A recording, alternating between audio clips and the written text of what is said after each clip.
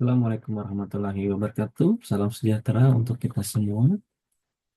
Pada kali ini saya akan eh, melanjutkan materi pada pertemuan kedua, yaitu paradigma pendidikan kewarganegaraan di Indonesia. Jadi bagaimana kita eh, memahami konsep tantangan dan solusi supaya mengerti ya apa yang dimaksud dengan pendidikan kewarganegaraan. Yang mana tujuannya adalah untuk menjadi warga negara yang lebih baik ke depannya. Baik, yang pertama yang harus kita pahami adalah eh, beberapa definisi ya yang dimaksud dengan pendidikan kewarganegaraan. Apa itu pendidikan kewarganegaraan? Yang mana ilmu ini adalah untuk paham yang mana hak dan yang mana kewajiban sebagai WNI. Sehingga kita dalam berkegiatan sehari-hari itu, kita tidak hanya menuntut hak, tapi kita tidak lupa dengan kewajiban yang harus kita kerjakan.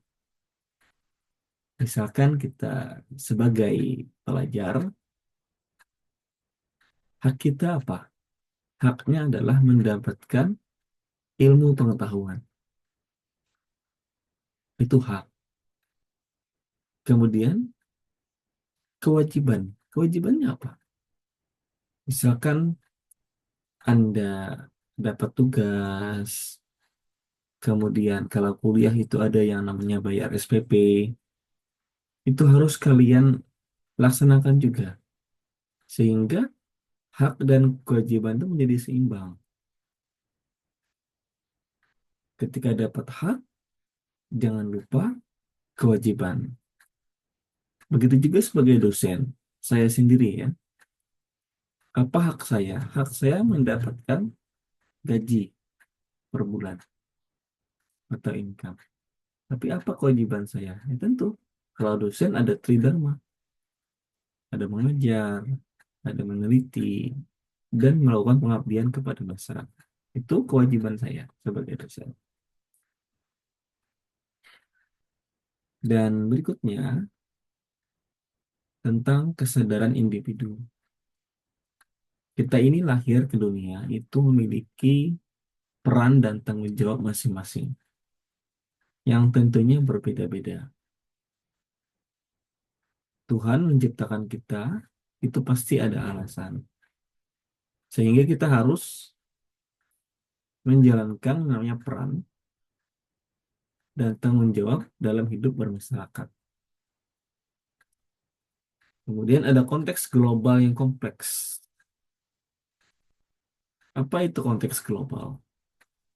Yang namanya hidup di dunia itu tidak hanya di Indonesia, ada negara lain yang harus kita kenali ya, kita pahami ada perbedaan baik di segi budaya, latar belakang, kebiasaan.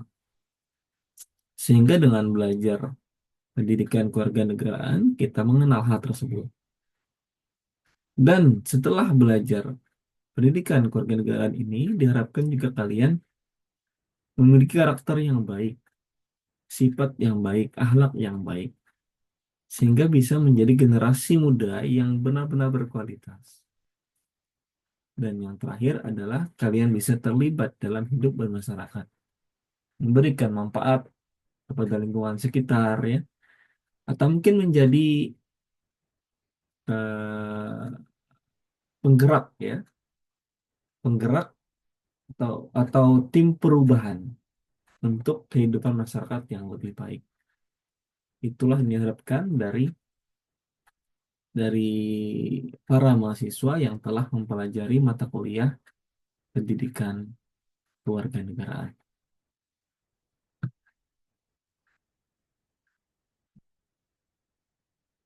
Ada beberapa konsep utama dalam pendidikan kewarganegaraan, yaitu ada proses pengajaran, kemudian pemahaman hukum, ada rasa cinta tanah air, dan memiliki tanggung jawab sosial. Jadi di sekolah-sekolah ya, SD, kemudian SMP, SMA, atau sederajat, bahkan sampai tingkat perguruan tinggi, itu ada mata pelajaran atau mata kuliah pendidikan kewarganegaraan. Yang mana tujuan dari adanya mata kuliah ini adalah untuk mengembangkan sikap dan perilaku sebagai individu warga negara Indonesia. Jadi kalau orang itu belajar PKN, maka idealnya adalah dia paham bagaimana berperilaku yang baik, bukan sebaliknya. Eh, Dia telah belajar mata kuliah atau pelajaran ini, tetapi dia masih bertindak yang tidak baik. Contoh misalnya tidak sopan kepada yang orang yang lebih tua, kurang tahu adab berteman, ya, tidak ada rasa empati kepada orang yang kena musibah, kemudian tidak menghargai perbedaan, itu gagal dia mempelajari pendidikan kewarganegaraan. Karena itu adalah indikator yang nyata. Percuma dia mengikuti dari SD, SMP, SMA sampai kuliah, tapi dia tidak bisa mengamalkan apa yang diajarkan. Itu. Kemudian dengan belajar pendidikan kewarganegaraan itu diharapkan juga paham hukum. Kalian tahu yang namanya hukum. Kalau tahu yang namanya hukum, maka jangan melanggar. Misal ya, di jalan raya, orang itu kan idealnya memakai helm, kemudian spionnya dua, kiri kanan ya, tidak melanggar lampu merah, berhenti di tempat semestinya, tidak parkir sembarangan. Itu orang yang paham hukum dan tidak melanggarnya. Kemudian tahu yang namanya menjaga ketertiban bermasyarakat, tidak membuat onar. Nah, karena kita tahu hukum, maka kita usahakan jangan pernah sampai melanggar hukum. Karena kalau sudah melanggar hukum, maka akan ada efek di situ. Bahkan mungkin ada hukum pidana ya, hukum perdata yang kita langgar. Jadi harus benar-benar dihindari orang yang melanggar hukum. Kemudian setelah mempelajari ini, kita memiliki rasa cinta tanah air. Ya, tidak hanya bisa ikut upacara atau mungkin eh, membeli produk lokal, tapi semua keseluruhan secara komprehensif. Karena kita lahir di Indonesia, besar di Indonesia, keluarga kita di sini, ayah ibu di sini, kakek nenek di sini, di Indonesia, dan mungkin kita akan juga mati di Indonesia. Jadi kita wajib mencintai negara ini. Karena kalau bukan kita, siapa ini?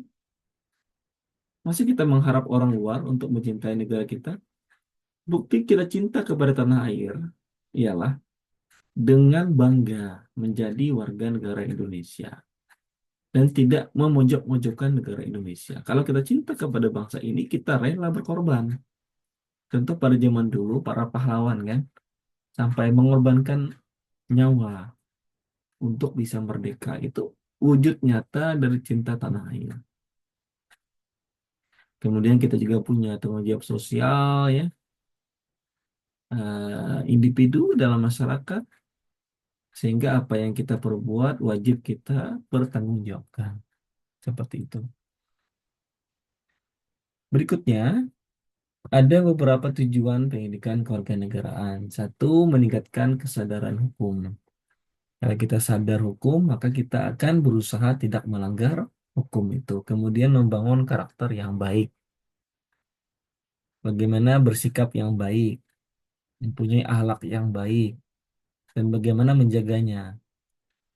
Dan berikutnya, kita memiliki kemampuan berpartisipasi demokrasi. Kayak kalau ada pemilu, pilkada, kemudian kita misalnya ada sesuatu yang harus dimusyawarahkan gitu ya, untuk mencapai mufakat, atau mungkin hal-hal lain. Atau yang paling kecil ya, dalam keluarga itu kan ada beberapa orang, ada ayah, ada ibu, ada anak. Jadi setiap mengambil keputusan itu idealnya adalah dirundingkan terlebih dahulu jika itu menyangkut kepentingan seluruh anggota keluarga. Tidak boleh diputuskan sendiri. Contoh kayak suami istri, ketika mereka memilih rumah misalkan, maka suami tidak bisa memutuskan sendiri. Dia harus ber apa namanya berdiskusi dengan pasangannya. Apakah rumah ini cocok untuk mereka tinggali? Karena yang mendiami rumah itu adalah suami dan istri. Sehingga kedua belah pihak harus setuju dalam pembelian rumah tersebut. Dan berikutnya ada rasa cinta tanah air, ya. Sehingga kalau kita cinta kepada negara ini, maka kita akan solid atau kompak dalam berbagai hal. Kompak misalnya tidak memakai produk luar negeri, hanya produk lokal. Kemudian kompak dalam hal ingin menjadi warga negara yang berguna buat bangsa dalam hal kebaikan. Kompak dalam hal menyukseskan pemilu misalnya. Itu juga solid kan, kompak. Dan yang terakhir adalah tujuan dari pendidikan kewarganegaraan, kita memiliki persiapan menghadapi tantangan global ya. Karena yang namanya hidup itu kan tidak hanya di Indonesia ya, ada negara lain ya, ada ratusan negara dengan berbagai perbedaan, baik dari segi SDM-nya, kemudian budaya dan lain-lain. Dengan mempelajari mata kuliah ini, maka tentunya kita ada persiapan yang pastinya dalam menyaring berbagai pengaruh ya, baik dari segi pengaruh budaya yang tidak baik kita tidak pakai, yang baik kita tiru. Contoh kan negara Jepang. Negara Jepang itu kan negara yang maju ya. Apa yang bisa kita tiru? Mungkin dari segi kedisiplinannya ya, kepintarannya dalam hal teknologi. Tapi jika ada hal negatif atau bagian negatif dari negara Jepang ya jangan ditiru. Sering kita dengar ada banyak kasus ya bunuh diri di Jepang. Itu kan tidak baik. Jangan kita tiru. Jadi dengan belajar mata kuliah ini kita bisa memfilter yang mana yang bisa kita ambil dan yang mana yang kita tidak ambil. Seperti itu. Nah, ini ada konsep dasar ya dari pendidikan kewarganegaraan. Ada 4 aspek penting. Pertama, kepemimpinan atau leadership. Kemudian ada partisipasi atau keterlibatan kalian, baik dalam individu ya, dalam komunitas, maupun dalam urusan politik ya. Ada keadilan sosial, kita bisa bersikap adil, dan juga bisa bertanggung jawab sosial. Karena setiap orang itu pada dasarnya dia adalah pemimpin. Pemimpin. Walaupun dia bukan jadi presiden, minimal dia pemimpin untuk dirinya sendiri. Karena kita kan punya tangan, punya kaki, punya mata, punya telinga. Kita kan bisa mengontrol anggota tubuh kita. Mau kemana hari ini, kaki melangkah. Kita yang memutuskan. Jadi yang namanya kepemimpinan itu untuk semua aspek ya. Seorang ayah menjadi pemimpin di rumah tangganya, seorang ketua RT, ketua RW, lurah, kepala desa. Karena ada pepatah pernah saya dengar ya, bahwa yang paling sulit itu adalah melawan diri sendiri. Jadi ketika sudah belajar mengenai kepemimpinan, kita bisa mengontrol diri kita untuk melakukan yang baik, melakukan semua hal-hal yang baik untuk kita. Karena kita akan mendapatkan dampak dari apa yang kita lakukan. Kemudian partisipasi, kita bisa ikut berkecimpung ya di masyarakat, di sebuah wilayah atau negara. Maka mungkin ada ya, mungkin dari kalian nanti yang akan jadi anggota DPR, jadi menteri ya. bahkan jadi presiden, tentu kebijakan-kebijakan yang diambil itu berpengaruh terhadap orang banyak. Ya. Kemudian tentang adil, adil itu dalam segala aspek ya. Adil dalam hal hukum, kemudian adil dalam hal pembagian apapun itu. Jadi harapannya adalah ketika telah belajar pendidikan kewarganegaraan, kita bisa bersikap adil dan yang terakhir bisa bertanggung jawab dari apapun yang kita kerjakan sehari-hari. Berikutnya, bagaimana nanti metode pengajarannya? Nanti ada diskusi kelompok, simulasi, studi kasus, proyek sosial. Itu nanti yang akan dilakukan dalam mata kuliah ini. Terus eh, diharapkan nanti setelah belajar mata kuliah pendidikan kewarganegaraan maka bisa mengimplementasikan ya semua semua aspek. Misalnya bisa mengintegrasikan dengan pelajaran lain, ya, kita hubungkan gitu ya. Kemudian diharapkan juga bisa membuat modul ya, modul khusus mata kuliah pendidikan kewarganegaraan.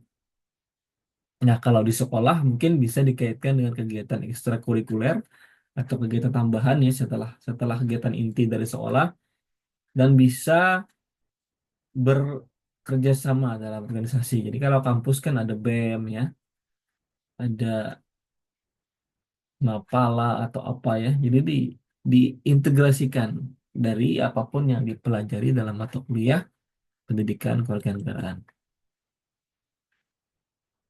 Nah, nah, jika nanti mengajar di sekolah, itu kalian ada menjalani berbagai peran. Saya peran sebagai fasilitator ya, diskusi antara siswa, kemudian menjadi teladan atau contoh bagi seluruh siswa-siswi di sekolah dari segi penampilan, cara berkomunikasi, cara bergaul, cara mengungkapkan pendapat itu menjadi teladan bagi seluruh siswa.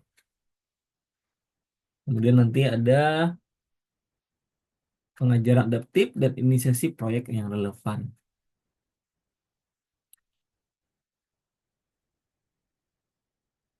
Ini ada beberapa tantangan dalam pendidikan kenegaraan, kurangnya pemahaman masyarakat, kemudian resistensi terhadap perubahan kurikulum, keterbatasan budaya, dan terakhir perbedaan pandangan politik. Ini yang nanti mungkin jadi tantangan kita dalam mempelajari pendidikan kewarganegaraan. Ini ada beberapa program pendidikan yang berhasil ya dalam mata kuliah ini. Ada program Civic Engagement di sekolah menengah, kemudian ada inisiatif Youth for Change, yang terakhir proyek kolaborasi dengan LSM atau lembaga swadaya masyarakat. Nah, jadi kesimpulan dalam mata kuliah ini adalah PKN atau pendidikan kewarganegaraan adalah elemen vital. Kemudian meningkatkan kolaborasi sekolah dan masyarakat, perkuat pelatihan guru yang terakhir integrasikan isu kontemporer atau isu-isu keterkinian atau terkini sehingga apa yang kita pelajari bisa kita aplikasikan dengan cepat ya. Oke, mungkin itu penjelasan untuk pertemuan kedua ini saya kira semoga bisa dipahami. Wassalamualaikum warahmatullahi wabarakatuh.